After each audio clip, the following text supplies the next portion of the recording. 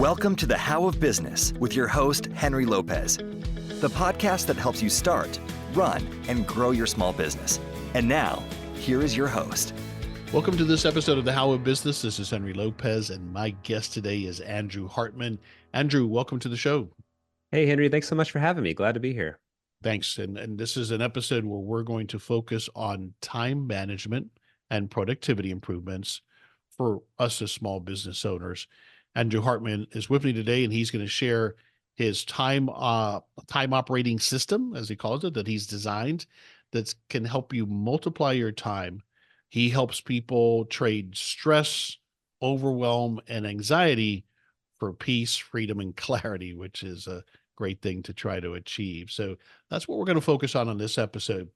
To get all of the How of Business resources, including the show notes page for this episode, and to learn more about my coaching programs, please visit thehowofbusiness.com.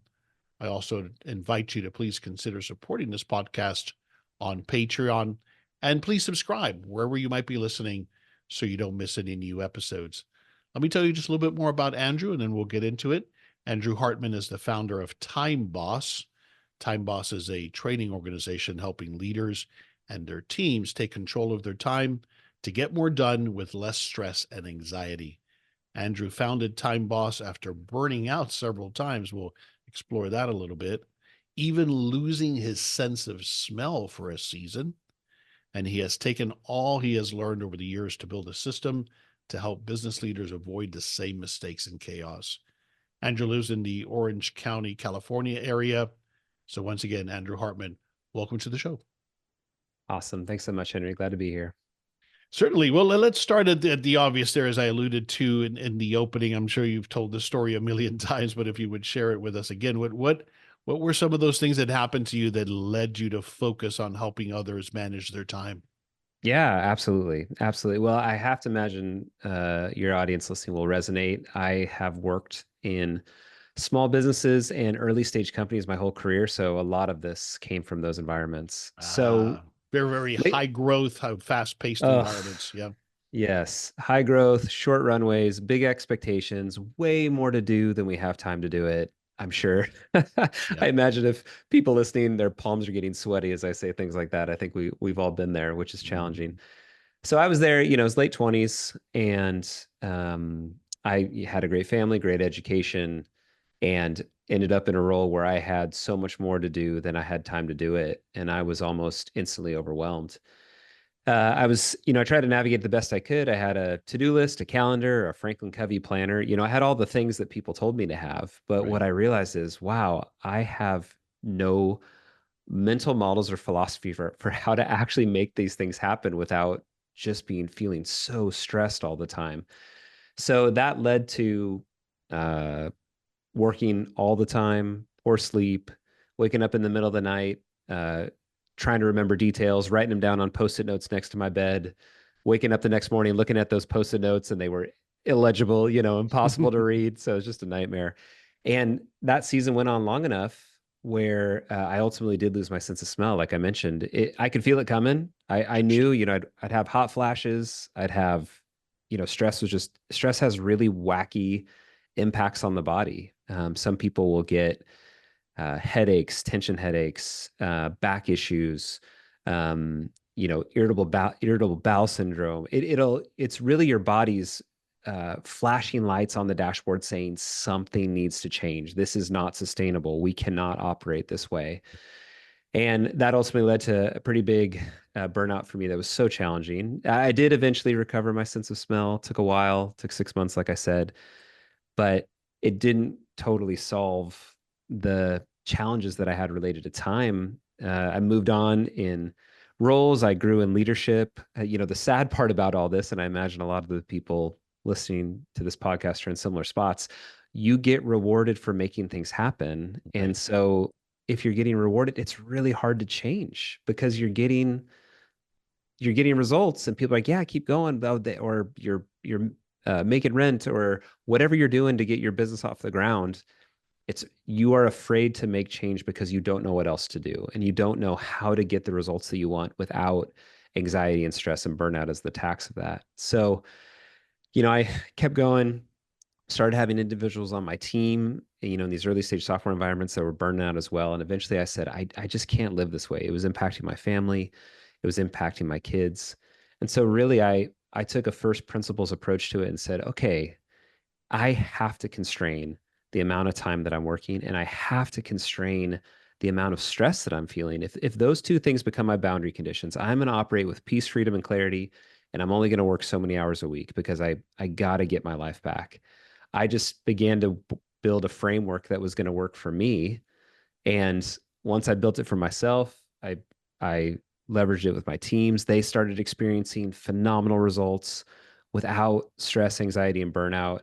I'd move on to other companies. I'd install that same framework. They'd move on to other companies. They'd ask me to come help them install the framework. And it just organically built to this thing where I realized, wow, this is beyond just me. We're tapping into something that's just the way time works. And that's what led us to the Time Boss framework that we train individuals and teams on now. Right. A couple questions there. When you started to set those boundaries for how many hours you worked in Right. particular, did you get pushback from your superiors? Did it affect your career? It took some work for sure. I could not make a hard boundary. The key there is really this, that the fascinating thing about making time a boundary is it forces you to very judiciously look at the things that are on your calendar to begin with. And so often when people struggle with their relationship with time, they are saying yes to so much nonsense that has no business being on their calendar. But because they're not constraining their time, they're willing to tolerate it. So I would allow myself to get interrupted constantly. People Okay. were constantly coming for my time. So I wasn't even working my priorities. I was working other people's priorities And most of what the your time. bosses want is results. And so as long as you were still delivering results, then that's what allowed you to do it a different way. You're exactly right. So with the teams I was working with or partners or investors, whoever, I just got really clear as let's align on outcomes. What are the outcomes that matter? And I am going to build a different system that's going to deliver those same exact outcomes, but do so in a way where I can be home for dinner and do so in a way where I'm not experiencing stress, anxiety, fear in my off hours that are taking me away from my family or taking me away from my kids. And so again, it was a first principles approach. It was how can I continue to deliver results without this dominating my life and without stress, fear, and anxiety being the tax on whatever results I'm getting. And then, of course, we'll talk about it in a moment. But when we move into the realm of our own business, then that's I think what happens is that's how the only way we know how to do it is just to do more, work more hours, put in more effort. Right? That's Right. just a natural Absolutely. thing. But before we get into that, um, what's your age range, if you don't mind sharing? How old are you? No problem. I'm in my mid 40s. I'm 44. Okay. Okay. All right. So in that next generation below me, do you think, I don't know if this is me being an old man or if there's really something to it, seems like work environments, life in general, seems to be more stressful now than it was when I was starting my career. As Yeah. you work with people, am I just, that's just me thinking as an old guy, or do you see a difference in what work environments are like now? Are they more stressful, or am I just not remembering the stress?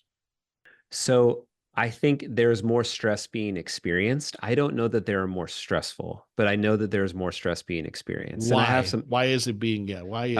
I was gonna say I have some theories about Sorry. that. One, no problem at all. No problem at all. One is I think um, our tools have advanced to where we are constantly available all the time. Yeah.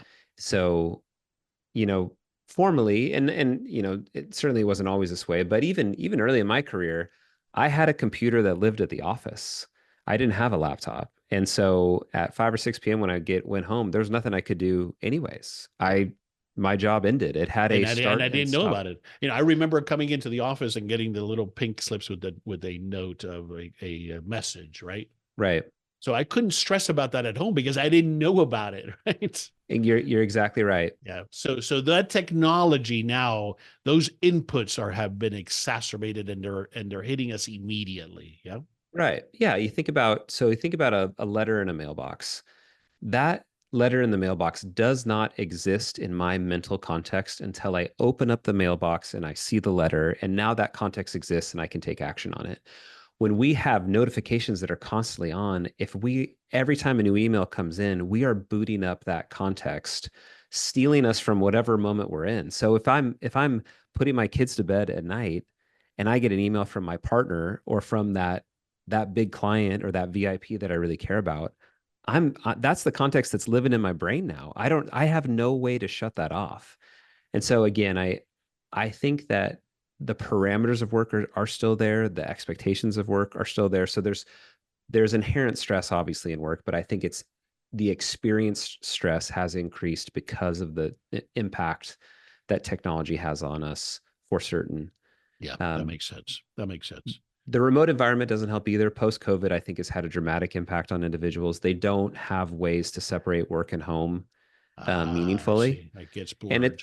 yeah, it's very blurred and it's very arbitrary. And so even the concept of time boss, that language, Henry, comes from the idea of we have to become the boss of our future self. We have to think of our future self like an employee that we're planning for, where we're really looking to see how can we set up that individual to be successful. What most people do instead is they simply show up in their day, they kind of punt to their future self to figure it out, and they're constantly dealing with trade-offs, and their work and their home life is blurred, and there's way more things to do than they have time to do it. So the average experience of the current knowledge worker, someone whose value is between their ears, is overwhelm. Their average experience is overwhelm if they don't have different mental models to think about all the things that are coming at them. And so if I argue to that, well, to get ahead of my career or to build this business, that's what I have to do. That's the way it's done. What do you say to that? So I'm with you. I'm aligned. So the way that I would say is this: if you think about anything you've achieved in your life, looking backwards, if we look at arrears, it was a discrete series of steps, one after another, that led you to the outcomes that you've achieved. And so if that's true looking backwards, then that's obviously true moving forwards, that there's a discrete series of steps between here and whatever outcome that I want. So what I encourage people to get really clear on is if you are really clear on the outcome, the next prudent thing is to decide your constraints. And we do this all the time, right? We all, if we're prudent, have some type of budget that's controlling our financial situation. And all a budget is constraints that drive decision making. I am only going to spend $5,000 a month on rent, or whatever the number is for whatever the category is. We create constraints because when we do that, we know that we are going to maintain our financial health. Our time, in my opinion, is just no different. And so if you think about that and you say, like for me, I have decided for myself, I'm building a business. I've previously owned franchises where I did the same. I have decided that I'm going to spend 50 hours a week on income generating activities. That is my boundary. I know if I go far beyond that, it's diminishing returns. Yeah. I know that I'm stressing myself out. I'm not doing great work. It's impacting my family and my kids, and I'm just not going to tolerate that. So if that's my budget, again, using financial terms, if that is my currency, it forces me to think creatively about how do I prioritize high leverage tasks that are going to allow me to deliver on the outcomes that I want or I'm responsible for within that constraint, just like a financial budget. So again, in the same way it would be not prudent to simply run up a credit card debt unending in the spirit of advancing your business, I think our time is the exact same. And by leaning into those constraints, it forces creativity for us to find higher leverage activities that are going to fit within that time budget to get the results that we want. Brilliant. I think that's brilliant. I think that, to continue on that analogy, I always find that businesses that might have relatively unlimited capital often will make bad decisions because Yes. they're not constrained, right? It's like, oh, let's try that. Let's Yes. try this. But when I really have Absolutely. to think about how I'm going to spend that very specific marketing budget, let's say, I typically end up making better decisions, more informed decisions on how to do so. That is a brilliant analogy, Henry. I've worked in early stage software startups. I've studied early stage software startups. And that analogy is often used that even within large corporations, often they will isolate a team with a fixed budget in order to drive focused results. Because to your point, endless resources lead to endless trade-offs. There's so many things I could do. There's so many things I could consider.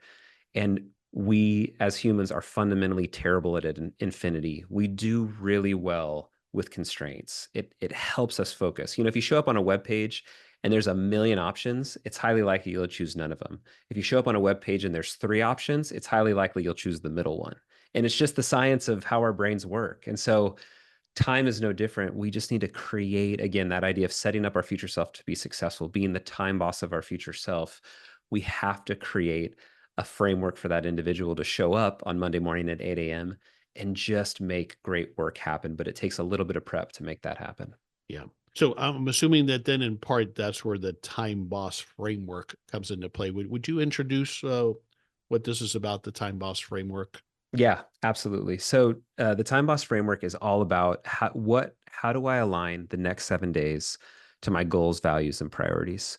So often, many of us have big goals we're trying to achieve. Maybe we're running some type of business operating system like EOS or Scaling Up or Pinnacle or something like that, or we're just setting quarterly goals for our businesses. The way that we achieve our quarterly goals is being effective over the next 7 days, over and over and over and over again. Agreed. And that is really the thing that we have agency over and the thing that we can control. And so the time boss framework is all about, again, being the boss of your future self, creating a really high quality plan over the next 7 days where you can be as effective as possible, get the results you want, again, without stress and anxiety, burnout being the tax on getting those results. So it's really comes down to 2 habits. It's very simple, incredibly simple in practice, and as with anything, it is hard to change our habits, but simple to explain. One is a weekly planning meeting, and in that weekly planning meeting, I typically recommend people do it on a Friday afternoon or a Saturday morning, whenever they have kind of emotional freedom to make a plan happen. Really what you're doing is you are creating a plan for your future self to be successful. And it involves really 6 simple steps. And I'm happy to walk through them, Henry, or if you And want this to. is a meeting with myself, right? Correct. Just with Okay. you. Got Yep. But really good point, or I'm glad you clarified on that, Henry. You need to treat this meeting like the President of the United States is showing up there to meet with you. This must be sacred. This should be the most valuable thing you do all week long to set your future self up to be successful. So I never miss. I've built accountability systems into my world to ensure that I never miss this weekly planning meeting because it's so, so valuable to me. So 6 steps. One is reflection. So strongly encourage people, again, if you're making this a weekly habit, you're doing this every single week, reflect on your experience of that previous week. James Clear in Atomic Habits, a book that I love, talks about 1-degree course corrections. And he says, if you make that slight course correction day over day or week over week, those begin to build on each other. And over time, it has an exponential impact. So beginning a weekly planning meeting with reflection is so powerful because it allows you to make those tiny adjustments, again, to make yourself more and more effective week over week over week at whatever you're trying to achieve. The next thing that I recommend people to do is to get everything out of their head and into the system. If you've ever read books like Getting Things Done or other systems like that, the primary thing they say is that you cannot hold all the details in your head. So you need to get it out of your head and into a system. That can be a paper list. That can be a free to-do manager like Asana or reminders on your iPhone or on your Android phone. There's a lot of ways you can do this, but just get it out of your head into a single system that you can work with. So once it's out of your head, the next step is to prioritize. The reality is, if you think about your future self at 8 a.m. on Monday, if that's when you begin work or whenever you choose to start work, you can only do one thing at a time, reasonably. You may feel like you can multitask, but the reality is you are just exhausting your brain. And so my strong encouragement to you, and we'll talk about this a little bit later, how you do this, is to just pick the thing. What is the number 1 thing on your list that you need to make happen? And then what's the number 2 thing? And what's the number 3 thing? But get that list prioritized where you're really considering, what are the things that I have to do? What are the things that are going to help me move the needle on the goals that I'm responsible for or that I'm committed to, I'm trying to achieve? Simply prioritize that list. The reason why it's so powerful to do that in a weekly planning meeting is that allows you to deal with the trade-offs in this kind of safe, secure environment. What we often do instead is we punt to our future self to figure that out real time over and over and over and over again. And we're just taxing our brain. We're literally adding stress to our day that doesn't need to be there. So by localizing that prioritization process to this weekly planning meeting, again, you're going to do it again next week. You're not committing to this forever. It's a very dynamic process, but at least for the next 7 days, what are the priorities? Once that's prioritized, what I encourage people to do is to take those priorities and break them down into 1 to 4 hour tasks. The reason why I recommend that is this. Our brain loves to take action and see the results. This is why we love our email inboxes. We love seeing the unread count on our email inbox go down. It's probably the greatest video game of all time is is our email unread count. Right. And the reason we love that is because we're taking action and we're seeing a result. The sad part is us spending a ton of time in email, depending on your job, is not often indicative of you actually being successful. Right. It's simply indicative that you can clear out your email inbox. Not to mention that it speaks to what we started the conversation with, that constant, now you're distracting yourself. Absolutely. Yeah. You're exactly right, Henry. Every email you look, it's like walking in a different room with a whole new set of context. So it just distracts you. So what we want to do is leverage that same science of the brain, where the brain loves to take action and see results. The brain loves knowing that you're making progress. Imagine running a marathon with no mile markers. Like 2 hours into that marathon, you'd be like, what are we doing? Like, I don't know if I'm halfway done. I don't know if I'm 2/3 of the way done. I don't know if I'm a third of the way done. The reason why the mile markers are there in a marathon is because they give us context for our pace. They help us understand that we're actually making progress. And so we need to manufacture that same type of thing for our future self. So that's why I recommend, again, these 1 to 4 hour tasks. These become progress check marks on larger projects that help us understand that we're making progress. This And is do I time block those out on my schedule as much as possible for next week? Yes, sir. That's Okay. the next step. Yep, that is the next step. So especially for small business owners, again, we bought multiple franchises. We started them from ground zero. If you're a solopreneur, if you're the only one doing it, you're literally managing your future self like a project manager. You don't have the luxury that bigger companies have of having dedicated project managers that help break this down for us. We have to do this work. And it's not as hard as it sounds. I want to speak hope to people listening. Imagine if the number one thing on my list is I need to hire a sales director. That's a big amorphous task. There's a lot of parts to that.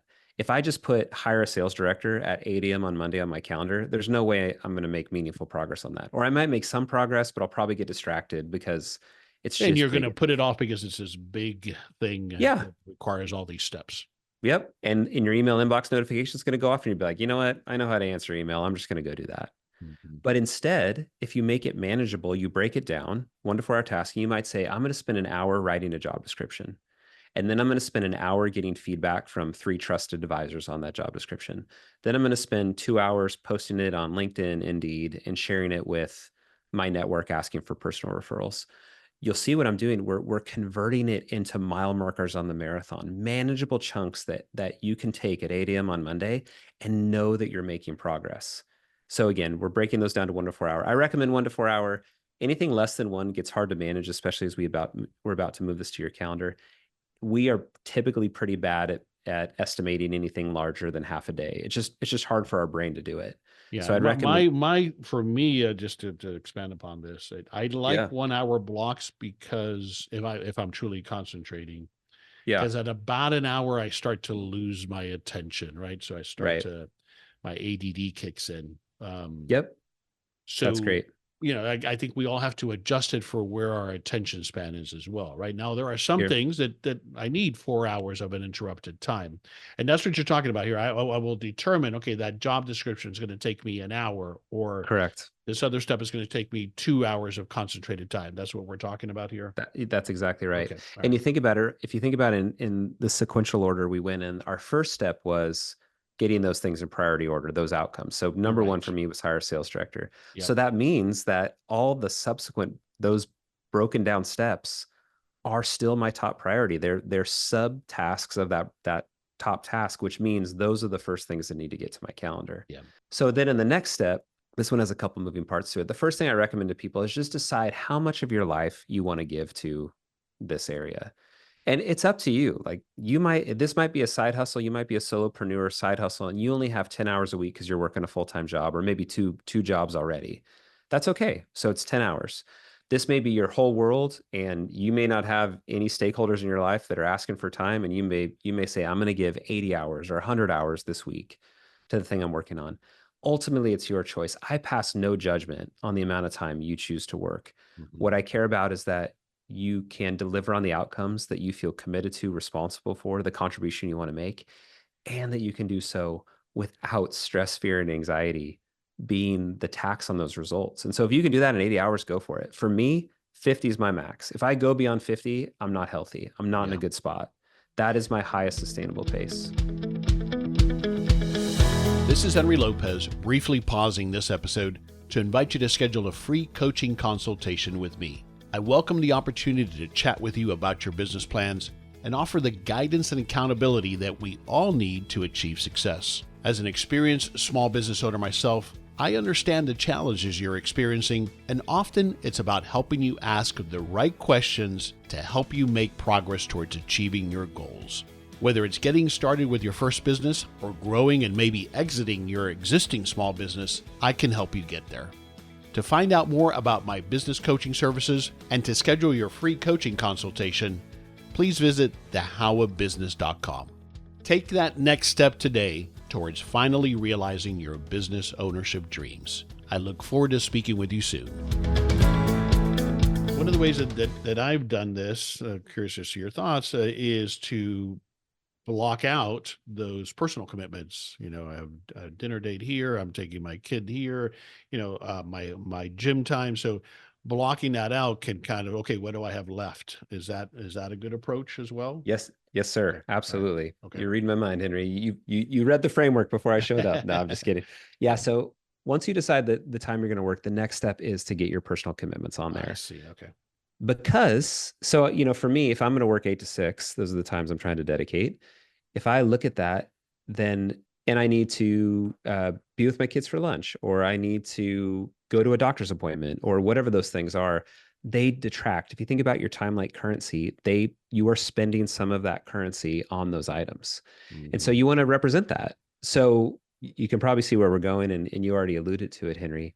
Our calendar is going to become our to-do list. Our calendar is going to be the way that we represent the work to be done in front of us. So if you need to be at the doctor from 4 to 5 p.m. on Tuesday, you cannot schedule anything else from 4 to 5 on Tuesday, and including drive time on the front end and on the back end, because we're just starting to be honest with ourselves about where our time is going.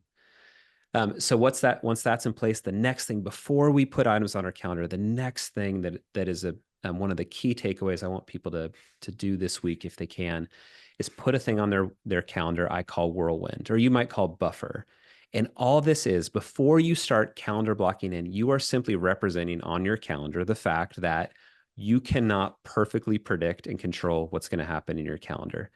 And so what I recommend is, if people have more control of their time, if you're a solopreneur and maybe you're a contractor or a computer programmer where you have a lot of control over your time, you don't have to be on a lot of meetings, you may not need as much whirlwind. If you're a person in customer support or sales where you need to be very responsive and you won't know what's coming in tomorrow as you step into work, you need a bit more whirlwind. But the idea here is, whirlwind represents the fact that there's going to be email, phone calls, client drop-ins, last-second meetings, tasks that I underestimate, all the chaos that we can't control. We're simply representing on that on our calendar before we start time blocking, because we can't perfectly control those things. Yeah. When I was younger, I wanted to control them. I literally was trying to eliminate, and it's impossible. Mm-hmm. And one of my mantras in my late 20s as I was working through this was, the chaos is here to stay. And I just wanted to come to terms with the fact that I cannot control everything. So my calendar needs to represent that fact. The thing that I have found is, when we block out, if we will help our team understand that unless the place is really on fire, that's when I want you to come to me. That's when we're going to schedule time, as opposed to what I think have the very much tendency to enable, which is come to me all the time, right? Yeah. So we'll set these boundaries with our team as well, as to, they'll know, or I'll tell them, Tuesday morning, I'm working on something. It needs to wait until our meeting on Wednesday, unless, again, it really is a true fire, right? That's part of it as well. Is that what you've observed? Yes, exactly correct, Andrew. Okay. That's so wise on your part. One of the things we talk about in Time Boss is that you often have to retrain relationships. Correct. And what you said is perfect. So really, everyone's very rational, right? What they're looking for is confidence that you can help meet their need, and empathy that you care about the needs that they have. Right. And we're always following our paths of least resistance. So for me, before I started implementing this stuff, people would just ping me on Slack or Teams Absolutely. or Yeah. text messages because I was just the way to solve the problem. They weren't, You were enabling them, right? yeah, they weren't trying to, No, disrupt you. They just, no, not at all. they, I hadn't showed them another way. And so that's right. sometimes it's as simple as saying, with empathy and confidence, you say, man, I really want to make sure I'm being a great teammate or I'm supporting you really well. You can say this to clients as well. I know your needs are so important. I want to make sure I'm really supporting you well. If it's on fire, would you please call me on the phone? I will, if I see you calling, I'll answer that call. If not, would you mind emailing me or waiting till our next meeting? And I'll make sure we take care of it then and we'll Great get you in idea. great shape. Yeah. Yeah. And that alone, just that simple sentence, if that resonated with people, I would just rewind it and say that word for word. I have used that with so many stakeholders in my life, and they're very reasonable because what I Yeah. told them was, no matter what, your needs going to be met. I'm simply asking you to reserve fires for the phone, and otherwise, we'll get it done some other way. Great idea. Yeah. All right. So the buffer, allocating that, or what you call Yep. whirlwind time. Yep. What Whirlwind else? time. Yep. And then once that's there, this is really the easy part. So you think about what you've done. You've prioritized your list. You've broken it down to 1 to 4 hour tasks. So you have these discrete tasks, clear definition of done, write a job description, get feedback from stakeholders, whatever. You've got your calendar set for next week in terms of when you're going to work. You've added in your buffer, you've added in your personal items. Now you're just filling in the blanks. So 8 a.m. on Monday, I'm adding write a job description. 9 a.m. on Monday, I'm adding get feedback from stakeholders in my life. And so you're just calendar blocking in, as you said, Henry, you're mapping those tasks into your calendar in those available slots. And honestly, it's kind of easy at this point. You've manufactured tasks that now you can map to your calendar. And again, like I mentioned, your calendar is really becoming your to-do list now. As you can imagine, Henry, like everyone listening to this phone call, you're gonna get through, let's say you decided to work through 6 p.m. on Friday. You're going to get through 6 p.m. on Friday and you're going to go back and look at that big list you created. I call it the backlog. You're going to look at your backlog and you're going to see tasks on there that hurt you that they didn't make it to your calendar, where you're going to feel pain and tension that those items didn't make it there. And this is one of the key parts of the Time Boss framework. One of our key mantras is reality is our friend. And you just have to speak honestly about that. So again, the reality is if you've done the work to get items to your calendar, you've mapped it there, you've added whirlwind to make it realistic, those tasks weren't going to fit there anyways. Right. So you have a couple options now. One is you can certainly work more, right? And that's often our default is we just choose to work more. And that is your choice. I'll just work tomorrow. Saturday, I'll spend, I'll catch up tomorrow. Correct. And that's your choice. You absolutely can. I think there are other ways to think about that. And here's what I would encourage people to think about. Can you defer it? Or can you defer items that you put on your calendar? Maybe there's items that you put on your calendar that are not urgent, that don't have to happen this week. Can you simply put those items back in your backlog, knowing that 7 days from now, you're going to do a weekly planning meeting again, and you can map it to your calendar then? So truly, you're giving yourself permission not to think about that item for the next 7 days. You're leaving it in your backlog. It doesn't have to be touched until next week. Another is, could you delegate it? So delegation, if you're a solopreneur, obviously you may not have anyone on your team, but is there a virtual assistant that could help you? Could someone on Fiverr help you with anything that is on your list, or Upwork or anything like that? Do you have a spouse or a friend or a partner or an investor or someone else around that might be able to support you on tasks that you have on your list? So again, you're simply looking to either get items off your calendar that you already added, or to support items that are still in your backlog that didn't make it to your calendar. Yeah. Can you digitize them? I know, I'm sure, Henry, you're talking about AI. Everyone's talking about AI.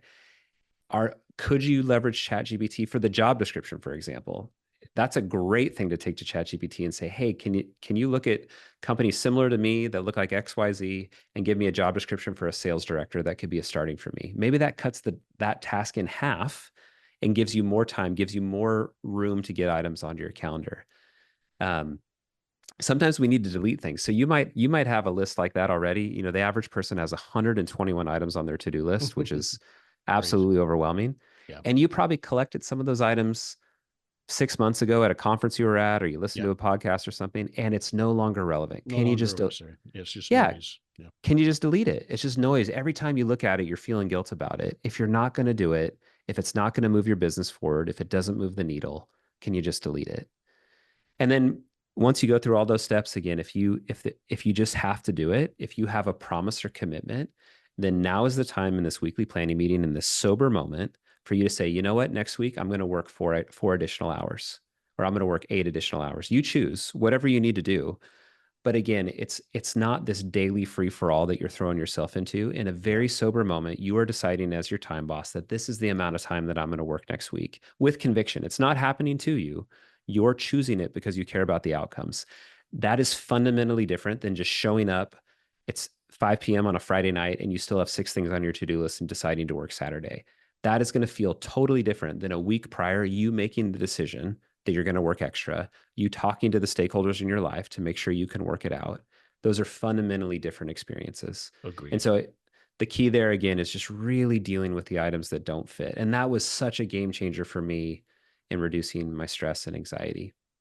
What I have found also is that, well, I want to come back to a moment here to the habit part of this, but what I find is that as you do this, the more you do it, the better and better and better you get at it.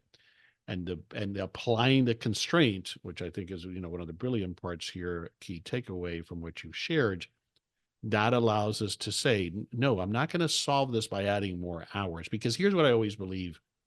I could work 24 hours straight for the next 7 days and I still won't get to everything on my to-do list, right? Absolutely. So Absolutely. the point is, a lot of that is noise, to your point as well. Right. If I focus on what's most important, as you said, what moves the needle, and work on those things, then I have to first accept I'm not going to get to everything, and that's okay. But am I getting to what's most important? Yeah. Right. Exactly. But I think, again, that what happens to us is we come to this place in life as a business owner with being great task managers. I get shit done on my list. Yeah. Right. No matter what it takes, I'm that guy. And Right. and so we think that that's the only way to operate a business, right? Because You're now I'm accountable to myself, right? And I can hear my dad saying, and speaking in my ear, saying, "Well, just work more, work harder," right? So all of these things are great. I got to believe that this is, I read one of the things as I was getting ready, or you might have suggested this question about finding your highest sustainable pace while right. avoiding burnout. Is that what we're talking about here? Yep, absolutely. And that goes into your thoughts about habit that you were mentioning, Henry. So here's the Yeah. idea. Yeah. So our highest sustainable pace is us, the most that we can deliver, the highest impact that we can make without stress, anxiety, and burnout being a tax on those results. And Got really, it. the thing that we don't realize about stress, anxiety, and burnout is that they actually diminish our impact. So we actually Right. do worse work. We make poor Absolutely. decisions. Absolutely. We don't think creatively. We don't think openly. And so And they're it builds, obviously. It builds. builds Yes. absolutely. And so there is a pocket for excellent execution that all of us have. And unfortunately it's different for all of us. So that's why I say I have no judgment if you work 80 hours. I can't do it, but if you can do it and you can deliver phenomenal results and you don't feel the burn of stress and anxiety while you do that, you should do it. Like, please go make massive impact on the world. I have found that some of us, as entrepreneurs in particular, can do it for a period of time Sure. when it's necessary, like in a startup phase, but that then everybody ends up burning out if they try to do it forever. Most of us, yeah. Yeah, absolutely. Yeah. And that's where I think agency is so important. We are 100% in control of our life at all times. And so it's important for us to choose it and say, and with the stakeholders in our life, with our spouses, with our friends, with our investors, that we're all on the same page. Let's get ahead of it. Let's talk honestly about how much of my life is this going to require of me? And are we all comfortable with that? Are we all on the same page? And so I think just doing some of that work ahead of time, I think is so critical. Brilliant. So I think that also, just to interject there, if that's got to be at some point one of the benefits of owning my own business, right? Is that I do have that control. Otherwise, what the heck am I doing to myself? Absolutely. Yeah. Okay. I fully affirm that. So the value of the habit then is this. I don't have to be perfect at this week. I just need to take the next step. And 7 days from now, again, the first step in the weekly planning process is reflection, is just evaluating, am I delivering on the results that I care about, that I'm responsible for? And am I doing so without stress, fear, anxiety, burnout. And if you're not delivering on the results, certainly you have to course correct. If you're feeling overwhelmed, or you're feeling that stress, fear, and anxiety, again, you got to course correct. You've got to find the solution from those items. And the value of really locking in as a habit then is every single week you can make those tiny little adjustments. Again, you're not going to be perfect at it this week. You may not even be perfect at it a week from or a month from now. But if you're consistently making adjustments, I'm 700 weekly planning meetings into this now. I've done this for so long, and I've paid attention and just every week made a tiny little adjustment. I'm not taking massive swings. I'm making minor adjustments each week for me to find my highest sustainable pace. And as someone that's lived it and representing a community of people that have lived it, I can't tell you what an impact it has, both on your experience of work, your again, that feeling of peace, freedom, and clarity, and on the results that you get. We don't realize how much we diminish our results by stress and anxiety, how we limit ourselves and our creative thinking and our impact and the quality of work that we do on anything we're focusing on when we're feeling that stress and anxiety. Agreed. So you touched on it, but I want to circle back to this development of this habit.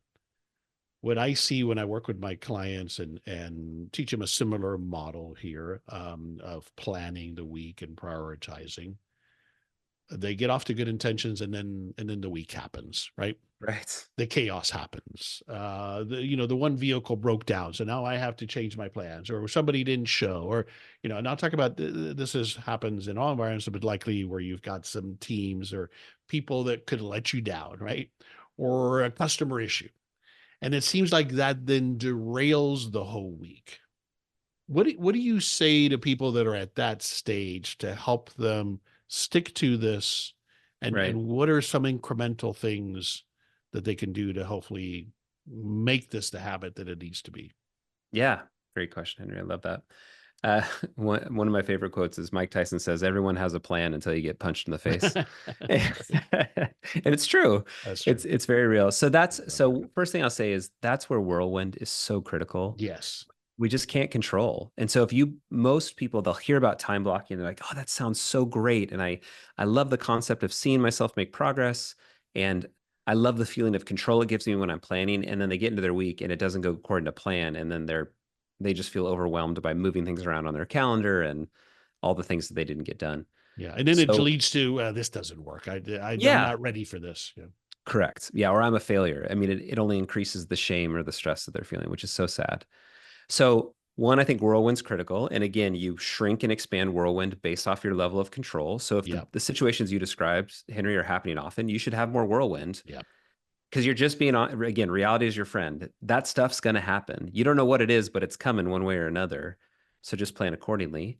And again, the value of whirlwind, the magic part about whirlwind, some people are like, I can't imagine blocking off 3 hours of my day and planning to not work at that time. But the reality is it's not that you're planning to not work. You're planning for the things that might come. However, if they don't come, especially for the people listening to this, solopreneurs, entrepreneurs starting their own business, you care about the results you're trying to achieve. If you don't need whirlwind, just collapse your whirlwind and grab whatever the priority is for 8 a.m. tomorrow morning and start working on it today. And when you do that and you start playing from ahead, the fundamental experience of work changes. You no longer are living that narrative of I'm always behind, but you begin to feel that sense of you're playing from ahead and you bring a whole different level of focus to work when you're playing from ahead. Yeah. So again, I would lean into whirlwind. That's a big one. The other again is just really looking at it like a habit. Imagine if you go to the gym, let's say you've never worked out and you go to the gym and you do a bunch of bicep curls. It's like coming home and expecting your spouse or your girlfriend or your friends to be like, "Oh man, your arms look so much bigger." It's not how it works. Changing our relationship with time is a habit. You have lived into whatever habits you have right now related to time. Sometimes for decades, we've done this. And so we have to give ourselves some room. Again, leverage whirlwind to deal with reality, leverage that weekly planning meeting to be very reflective and make adjustments. But we've got to build some resiliency that it's going to take time. You're going to have to get past that friction. And eventually, you're going to get punched in the face and you're going to navigate past it and you're going to lean into the system and it's going to work for you where it will become your new floor. It will become the new threshold of your expectation for how your week's going to operate. You just got to build that habit. Yeah, that makes sense. Well said. All right. Tell me more about the services that you offer through Time Boss. And also, I believe there's a master class that you offer. So tell me about Yeah. all of that, if you would. Yeah, absolutely. So, Time Boss partners with individuals and teams to teach this framework. So, again, it's a 7-day framework that can be adopted into any environment. So, we do workshops to help individuals or teams learn the Time Boss framework. We do group coaching that helps people both learn and adopt it. So, it really helps them work through the friction over a 6 to 8 week period. We have a digital course that helps people learn and adopt the Time Boss framework. So there's a variety of ways that people can participate. And then if typically with teams, we support them ongoing in ongoing education, ongoing workshops, that type of thing. And yeah, you mentioned the masterclass. Yep. I love the masterclass. It is a 90-minute overview of what we just discussed in detail. It will help you run your very first weekly planning meeting. It'll show you how to run your week, how to deal with interruptions and diversions. We didn't get into the daily review meeting, but there's a daily meeting as well, and it'll walk you through how to do that. 90 minutes. It's free on the Time Boss website, timeboss.us/masterclass. Or if you go to the Time Boss website and tap on resources, you'll see a bunch of free resources there. So a huge believer that information should be free, education should be free. If you need help with implementation or taking the next step, would love to chat more. Excellent. Excellent. Well, I'll have a link to that site on the show notes page to this episode at thehowofbusiness.com as well. All right. I'm always looking for a book recommendation. You mentioned it already, Atomic Habits. Why do you recommend that Yes. book? You know, James Clear took something that we all know about. We know about habits. The science been out there forever, and he simplified it in a way that makes it a tool that you can use. I just love what he did in breaking down habits into these simple processes, including the science behind it, that really helps us get up and running with anything. And so he's even influenced the way I think about Time Boss and how I teach Time Boss to really lean into that weekly planning meeting as a habit. That what becomes most important in a new habit is reps, and just getting reps, showing up no matter what, and building that experiential equity that you're the kind of person that can do that habit. So it's a great one. If you haven't read it, I'd highly recommend it. I promise it will have a positive impact on your business. For anyone that's listening, I think they'd value it. Thank you. Thanks for that recommendation. All right, we'll wrap it up here, Andrew. What's one thing you want to stick away from this conversation, especially again on this topic that we focus on of controlling your time, and Yeah. as you say, wrangling the chaos, optimizing time, about avoiding burnout. What's one thing you want to stick away? Yeah, I think the one thing I would give everyone listening is reality is your friend. Just speaking honestly about this stuff. If you are in a mode where you are just shoveling faster and you're just trying to keep going and you're working every hour of the day that you have, my strong consideration for you is to take a pause, think honestly about where you're at. Strongly encourage you to consider constraining your time and saying, this is the amount of life I'm willing to give to this endeavor. Add in that whirlwind, give yourself some realistic buffer, and then try to move forward again. I just think I was that person. I was you. I was working nonstop every hour that I had, and it broke me down over time. And I just would love for you to know that there's another path forward. Yeah. And again, as we touched on, it's what then will allow us be able to realize the freedoms of business ownership. And one of those freedoms is time to spend on on other people. If you're not realizing that, then what the heck are we doing to ourselves, right? Right. Right. But I love to all of that. I think the thing that I would echo, that was a huge takeaway for me. A lot of things you shared that were very actionable, but this constraint on our time, I think, is a brilliant way to think about it. And again, if we will just make that mindset shift, Andrew, I think that'll help all of us to begin to make progress on managing our time, and being our own time boss. I think that's brilliant. Awesome. Tell Thanks so me much, again Henry. where you want us to go online to learn more. Yeah, timeboss.us. And on there, there's the resources tab, bunch of free resources for planning quarterly goals, the masterclass, and others that I think will be valuable for everyone. Fantastic. Andrew, wonderful conversation. Thanks for sharing all of the actionable information. Really great stuff. I appreciate you taking the time to be with me today. Thanks so much, Henry. Grateful. Thank you. This is Henry Lopez, and thanks for joining me on this episode of The How of Business. My guest today again is Andrew Hartman. I release new episodes every Monday morning, and you can find the show anywhere you listen to podcasts, including the How of Business YouTube channel and at my website, thehowofbusiness.com. Thanks again for listening. Thank you for listening to The How of Business. For more information about our coaching programs, online courses, show notes pages, links, and other resources, please visit thehowofbusiness.com.